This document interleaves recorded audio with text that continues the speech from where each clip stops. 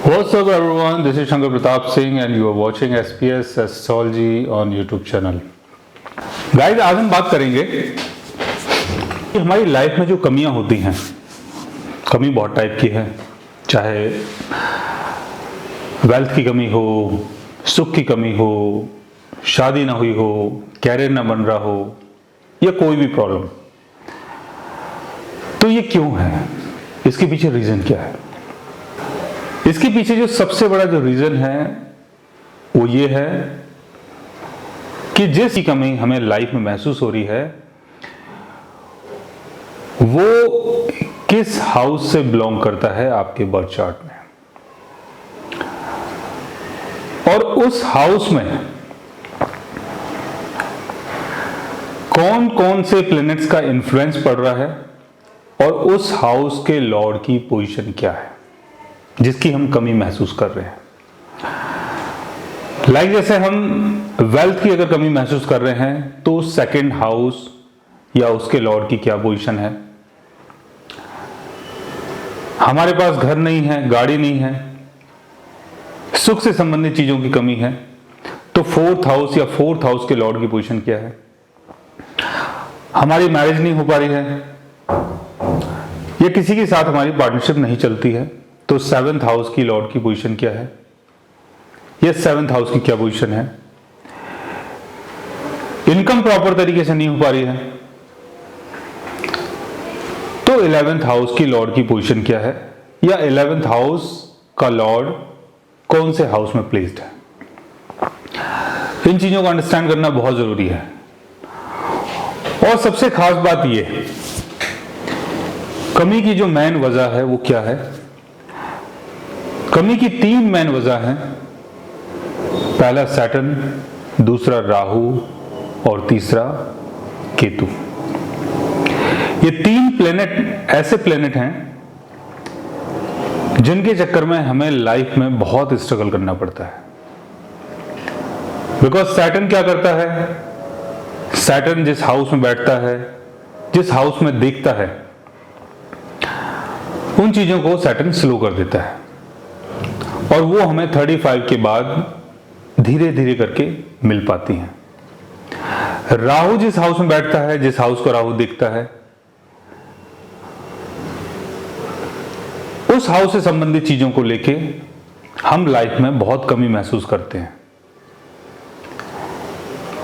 और बाद में आफ्टर 48 वो चीजें हमें धीरे धीरे करके मिलनी शुरू होती हैं। केतु जिस हाउस में बैठता है या जिस हाउस को देखता है, वो चीजें हमारे पास ऑलरेडी होती हैं, उन चीजों को हम एक्सपीरियंस करते हैं, लेकिन बाद में उन चीजों का भी लॉस होता है। तो ये जो 3 प्लैनेट हैं, राहु, सैटर्न और केतु, इनके चक्कर में हमारे पास जितनी चीजें होनी चाहिए उतनी चीजें नहीं हो पाती हैं।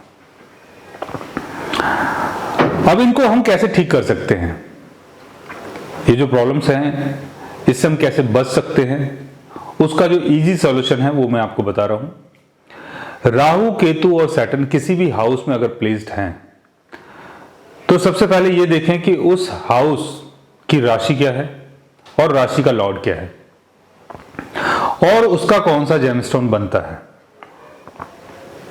बिकॉज राहु, केतु, सैटर्न अगर किसी हाउस में प्लेस्ड हैं और उस हाउस के लॉर्ड की पोजीशन अगर बहुत अच्छी है, फिर भी आपकी लाइफ में प्रॉब्लम आती है, फिर भी आप लाइफ में उन चीजों को अचीव नहीं कर पाते और आपको ये लगता है कि सेकंड हाउस का लॉर्ड जो है अपने एक्सल्टेशन में है, केंद्र में है, बेनिफिक हाउस में है, फिर भी प्रॉब्लम क्यों आ रही है। फोर्थ हाउस का लॉर्ड बहुत अच्छा है, फिर भी प्रॉब्लम क्यों आ रही है। 10th हाउस, 11th हाउस हमारा बहुत अच्छा है, फिर भी लाइफ में प्रॉब्लम क्यों आ रही है। उसके पीछे की सबसे बड़ी वजह है राहु, केतु और सैटर्न। और भी काफी वजहें हैं, उनके बारे में बाद में बताऊंगा। जैसे कोई प्लेनेट अगर अस्त हो जाता है तो क्या चीजें होंगी, या उसकी डिग्री कम है तो क्या है, वो चीजें एक डिफरेंट चीज है। लेकिन राहु, केतु और सैटर्न अगर किसी हाउस में प्लेस्ड हैं या किसी हाउस को अगर डिफरेंट हाउसेस को अगर देख रहे हैं तो उन चीजों की लाइफ में कमी होती है। तो बेस्ट तरीका ये है कि आप उनसे संबंधित जेमस्टोन पहने, और कोई भी अगर आप जेमस्टोन पहन रहे हैं तो ये ज़रूर ध्यान रखें कि वो आपके लगन के हिसाब से होना चाहिए।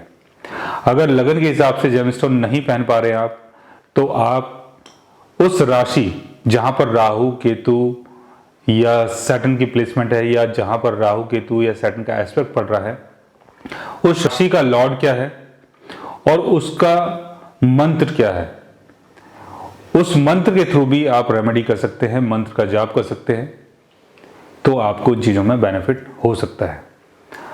अदरवाइज काफ़ी लंबा टाइम हो सकता है कि आपकी लाइफ का बर्बाद हो और आपको काफ़ी स्ट्रगल करना पड़े। तो गाइस, आज मैंने आपको बताया कि आपकी लाइफ में कमी की वजह क्या है और उस कमी को आप कैसे ठीक कर सकते हैं। अगर आप भी जानना चाहते हैं अपने बर्थ चार्ट के बारे में, तो उसके लिए आप हमारे चैनल को सब्सक्राइब कर सकते हैं। और अगर आप हमसे बात करना चाहें, कंसल्ट करना चाहें, पर्सनली हमसे मिलना चाहें, तो आप हमारी वेबसाइट के थ्रू हमें मेल कर सकते हैं, मैसेज कर सकते हैं, और गाइस आप हमसे बात भी कर सकते हैं। So guys, thanks for watching, bye bye and take care.